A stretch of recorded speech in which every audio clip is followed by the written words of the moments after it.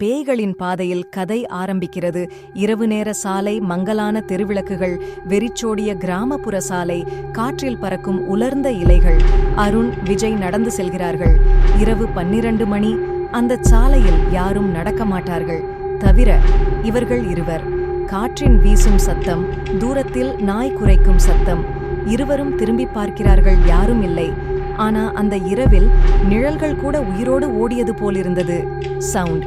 திடீரென குளிர் காற்று வீசும் ஓசை.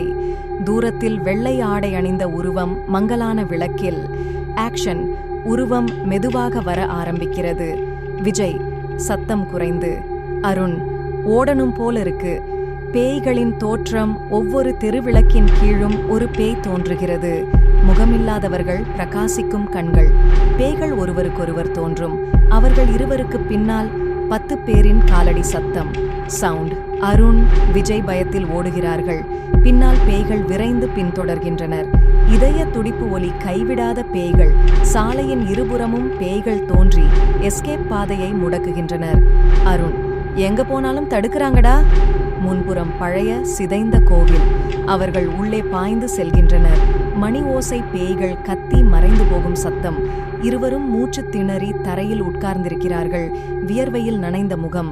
சுவரில் எழுதப்பட்டிருக்கும், இந்த சாலையில் நடப்பவர்கள் திரும்பி போக மாட்டார்கள்.